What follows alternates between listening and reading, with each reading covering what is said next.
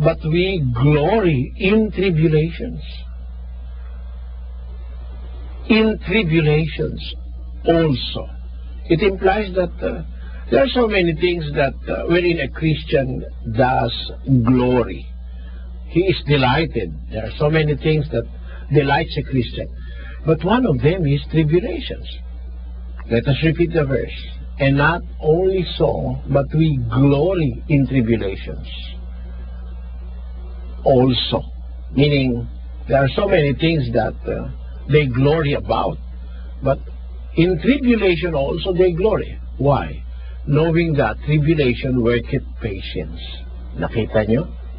Kung tatagalugin natin yan, hindi lamang gayon, kundi naman nangagagalak tayo sa ating mga kapighatian. So tama yung sinabi ni Kristo sa una natin binasa na, be of good cheer.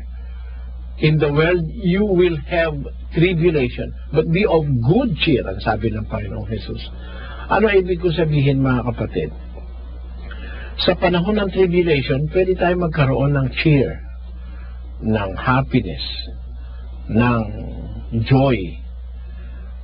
Bakit? Kasi nakikita natin yung nagagawa ng tribulation, mga kapighatian o problema sa atin. Alin yun? Yun ang wika gumagawa ng katiyagaan. Alam niyo sa buhay, we have to look sometimes beyond the horizon. We have to look sometimes farther than what our normal eyes can see. Dapat tinitingnan natin yung malayo. Alam niyo kung bakit. Kasi kung yun ngayon lang ang titignan mo, kumbaga hindi mo ikakalkula yung malayo, hindi mo na ma-anticipate kung meron bang magandang bunga o meron bang masamang bunga ron sa banda ron. Eh yung palang tribulation, yung problema, yung palang gumagawa ng katiyagaan, sabi sa Biblia. So ito ang isang talata na tutulong sa atin para tayo maka-overcome ng stress and problema and suliranin sa buhay. Alamin natin na pagdating ng suliranin, hindi yun masamang balita. Yun ay maganda kasi yung mga suliranin, yun ang nagpapatibay sa atin. Yun ang gumagawa sa atin ng katiyagaan. Parang yung isang bata na bagong nag-aaral na lumakad, madalas madapa yun. Pero yung pagkadapa niya ang nagtuturo sa kanya para mag-coordinate yung kanyang mga muscles at saka yung kanyang movements, mabalansi niya, which will, in later years of the child's life, is very beneficial. Kapaki-pakinabang. Kasi ang sabi ng Biblia, ang kapighatian, problema, mga suliranin gumagawa ng katiyagaan. If you will not meet problems, then you will be always careless. You will always be lenient. You will always be lax.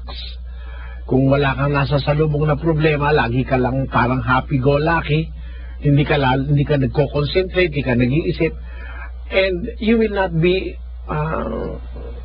the best that you must be.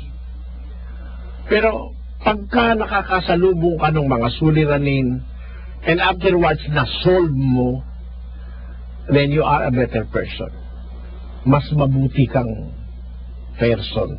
Kasi yung kapighatian nakagawa sa iyo ng katiyagaan. Kung itutuloy natin yung talata sa 5:4, ang katiyagaan gumagawa ng pagpapatunay at ang pagpapatunay ng pag-asa. Nakita nyo? Kaya ang problema, hindi natin dapat i-take na negatively. Bakit? May pwedeng gawing mabuti yung problema sa atin eh. Ang Diyos na makapangyarihan sa lahat ang gumawa sa atin, siya rin ang nakakapangyari sa buhay ng mga tao. Bakit siya pumapayag magkaroon tayo ng problema? Kasi may mabuting mapapakinabang ang isang Kristiyano na nakakaunawa ng aral ng Panginoon sa magiging problema niya sa buhay. Nakita niyo mga kapatid, ang pinaka-epektibong paraan para ma-overcome natin yung stress, mga suliranin. Tingnan natin yung magagawa nito sa atin. Kung dumadating ang problema, napapatibay tayo. Para lang yung scientifically speaking, pag ikaw ay nagkasakit, bawa ikaw ay nagkaroon ka ng tigdas, sakit yun eh. For the meantime, masasaktan ka. But yun namang tigdas, isang uri ng sakit na kung walang komplikasyon at maiingatan ng komplikasyon, wala namang masama dun sa tigdas. Alam niyo kung bakit ko sinabi yun. Kasi yung tigdas, pag nagkaroon ka nun, tumitibay ka. Nagkakaroon ka ng immunity sa mga future bout pagdating ng virus na yon, which later in life ay mas mabigat. Halimbawa, yung bulutong, yung smallpox. Pag nagkaroon ka nun ng bata, hindi mo masyadong iindahin yon. Kasi, bata ka pa eh. Pero pag ikaw ay nabulutong ng matanda, masakit yun. Kung sa bata pa lang nabulutong ka, nagkakaroon ka na ng immunity. Bata ka pa lang natigdas. Kaya later in your life, hindi ka na titigdas, hindi ka na bubulutungin. Kung kailan pag matanda ka na mahina na ang resistensya mo, meron ka nang naka-develop ka na ng antibodies para sa mga darating na atake ng virus, ng smallpox at saka ng tigdas, hindi ka na magkatigdas. So, may nagagawa yung pansamantalang problemang naidulot ng tigdas, pero may nagagawa sa hinaharap. Kung marunong kang tumingin sa hinaharap. Para rin yung pag ikaw ay nagtatae, when you having loose bowels, alam nyo, akala natin lang masama yun, pero it is the natural way of cleansing the inside of our body, the alimentary canal. Nalilinis yan pagka meron tayong pagtatae, nagpuproduce yun ng maraming, kasi may toxins, nagpuproduce yan ng yung linings ng intestine, nagpuproduce yan ng maraming tubig.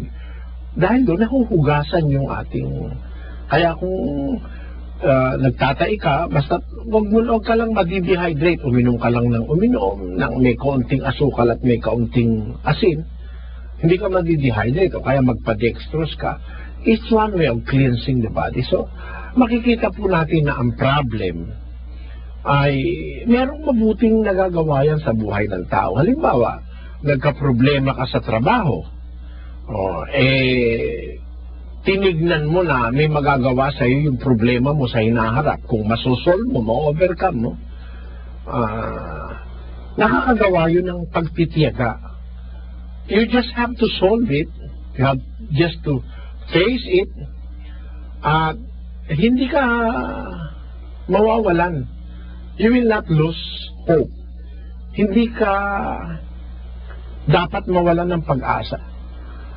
At on top of this all, sinasabi ko lang sa inyo ito sa pananaw ng tao. Pero alam niyo bang sa Biblia may sikreto para ma-overcome natin ang stress at mga problema, lalo na sa ating trabaho?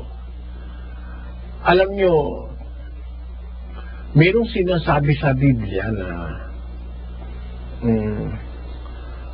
nagpapakita sa ating talagang dumadating ang problema.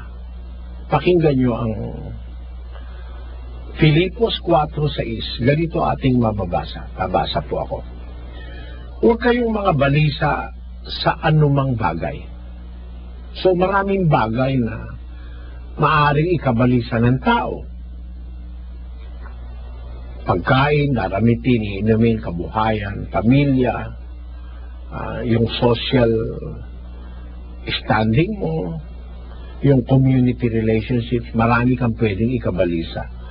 At ang malaking bulto nito sa pamilya at sa trabaho. Pero merong sinasabi ang salita ng Diyos, huwag kayong mga balisa sa anumang bagay, kundi sa lahat, nakita niyo yun? Sa lahat ng mga bagay, sa pamamagitan ng panalangin at daing na may pagpapasalamat, ipakilala ninyo ang inyong mga kahilingan sa Diyos. So, ang pinakamaganda sa lahat, pag dumadating ang problema o kabalisahan sa buhay, una lumapit tayo sa Diyos. Maniwala kayo, may Diyos. Yung mga taong nagsasabing walang Diyos, hindi lang gumagamit ng isip